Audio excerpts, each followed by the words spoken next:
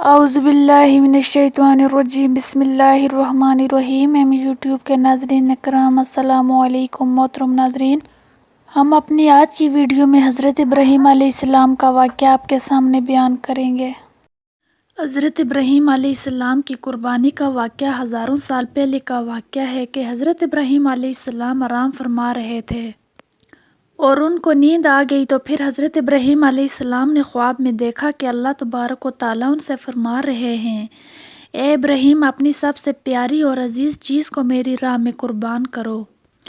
جیسے ہی صبح ہوئی تو آپ اٹھے اور سوچنے لگے کہ نبی کا خواب کبھی جھوٹا نہیں ہو سکتا۔ اس وقت آپ کے پاس بہت سارے اونٹ موجود تھے، آپ نے 100 اونٹوں کی قربانی دی۔ پھر دوسری رات حضرت ابراہیم علیہ السلام اسی طرح سو رہے تھے، ان کو خواب میں آیا اور آپ نے خواب میں دیکھا کہ اللہ تبارک و تعالیٰ ان سے فرما رہے ہیں، اے ابراہیم، اپنی سب سے پیاری اور عزیز چیز کو میری راہ میں قربان کرو۔ دوسرے دن حضرت ابراہیم علیہ السلام نے 200 اونٹوں کی قربانی دی، اور تیسری رات پھر جب آپ سوئے تو رات کو غیب سے آواز آئی، اے ابراہیم، اپنی سب سے عزیز اور پیاری چیز کو میری راہ میں قربان کرو۔ جیسے ہی صبح ہوئی تو حضرت ابراہیم علیہ السلام سوچنے لگے کہ سب سے پیاری چیز تو میرا بیٹا اسماعیل ہے۔ آپ سوچنے لگے کہ اللہ تبارک و تعالیٰ یہ دیکھنا تو نہیں چاہتے کہ میں سب سے زیادہ محبت اپنے فرزند سے کرتا ہوں یا اپنے رب سے کرتا ہوں۔ پھر آپ نے فیصلہ کیا کہ آپ اپنے لخت جگر کو اللہ کی راہ میں قربان کریں گے۔ حضرت ابراہیم علیہ السلام اپنی زوجہ حضرت ہاجرہ بی بی کے پاس آتے ہیں اور ان سے فرماتے ہیں، اے ہاجرہ، آج اسماعیل علیہ السلام کو تیار کرو، اسے غسل کراؤ اور خوشبو لگاؤ اور اس کو نئے کپڑے پہناؤ، آج ہم اپنے دوست کی دعوت پہ جا رہے ہیں۔ یہ سن کر حضرت ہاجرہ بہت خوش ہوئی اور حضرت اسماعیل علیہ السلام کو تیار کیا، نئے کپڑے پہنائے۔ ابراہیم علیہ السلام اپنے لخت جگر کو لے کر فلسطین سے مکہ کی طرف روانہ ہوئے، تبھی پیچھے سے شیطان آیا اور حضرت ہاجرہ سے کہنے لگا، اے ہاجرہ، تمہیں پتہ بھی ہے کہ تمہارے بیٹے کو حضرت ابراہیم علیہ السلام کہاں لے کے جا رہے ہیں؟ وہ انہیں دوست کی دعوت پہ نہیں لے کر جا رہے بلکہ انہیں مارنے کے لیے جا رہے ہیں۔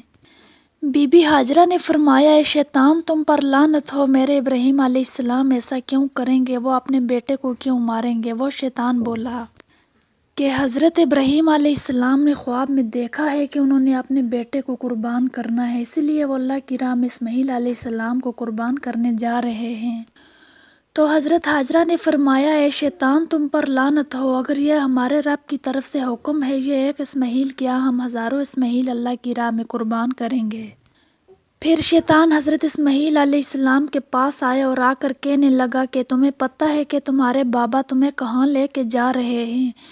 وہ تمہیں اللہ کی راہ میں قربان کرنے کے لیے لے کے جا رہے ہیں۔ تو حضرت اسماعیل علیہ السلام نے فرمایا کہ میرے بابا مجھے اللہ کی راہ میں قربان کر دیں، اس سے بڑی خوش قسمتی اور کیا ہو سکتی ہے۔ پھر شیطان یہی سوال لے کر حضرت ابراہیم علیہ السلام کے پاس آیا اور کہنے لگا کہ تم اپنے لخت جگر کو کیوں قربان کر رہے ہو؟ تمہیں پتہ بھی ہے کہ تمہاری قربانی قبول ہوگی یا نہیں؟